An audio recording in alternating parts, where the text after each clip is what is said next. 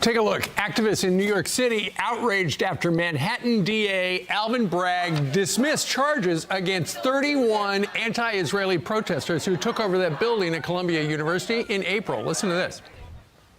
Bragg, Bragg, punish crime, make sure criminals do their time. Bragg, Bragg, punish crime, make sure criminals do their time.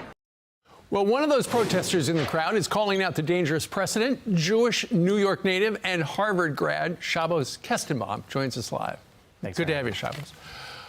You're furious at Alvin Bragg. Why? You know, I find it shocking that in order to receive equity, justice, and the rule of law, we have to beg our own district attorney to prosecute crime.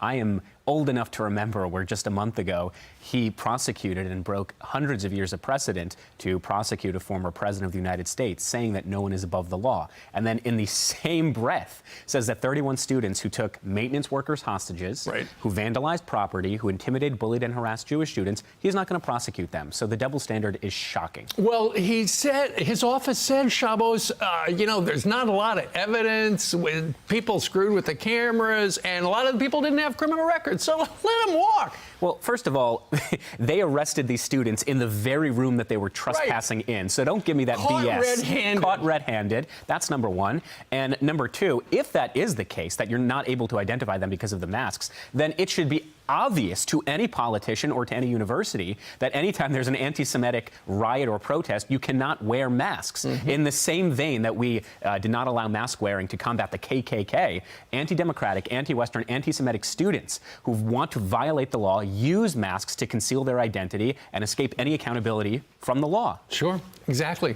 But you know, this is a presidential election year, and suddenly presidential politics seems to be everywhere, including in the Hamas-Israel conflict. Yeah. I've been a registered Democrat since the day I turned 18. I don't want to abandon the Democratic Party, but they very clearly want to abandon me. And I can't understand Jewish Americans who have supported the Democratic Party historically. Why are we being treated this way? Why the double standards? Why the inaction? And it's not just New York City. We saw these anti-Semitic riots yesterday in LA. And Joe Biden, who is in charge of the Department of Justice, he can investigate these crimes. He can crack down on anti-Semitism and those who are violating the law. But there's either this inability or unwillingness to protect Jewish Americans.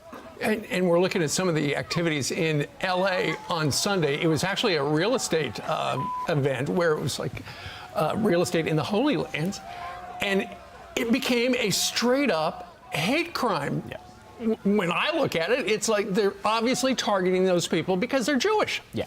So this is the first time in my life that I've ever seen a place of worship, of Jewish worship, being targeted specifically because these are Jews who are worshiping their religion. And let me just add, there are currently 0 Jews living in Jenin, in Nablus, in Ramallah, in the entirety of the Gaza Strip. But that does not elicit outrage. But when Jews want to legally purchase land in their ancestral homeland, all of a sudden that animates an anti-Semitic mob who feel that they have the right to intimidate, bully, harass, and to threaten and to exert physical violence on Jewish people. Exit question for you, Shabbos.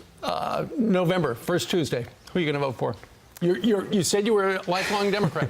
I've been a lifelong Democrat, but as I said, I think the party has abandoned me. And it's unfortunate because I believe in many liberal and progressive values, but it seems like they don't believe in me and they don't believe in Jewish Americans. And I want Joe Biden to understand that whoever is advising him, wherever he's getting his policies from, it's not working. It's disastrous. And November will be very difficult for me and many, many constituents who are Jewish Americans as well. All right. Shabbos, thank you very much for coming in after a busy day you had yesterday. Thanks. All right. I'm Steve Ducey. I'm Brian Kilmeade. And I'm Ainsley Earhart. And click here to subscribe to the Fox News YouTube page to catch our hottest interviews and most compelling analysis.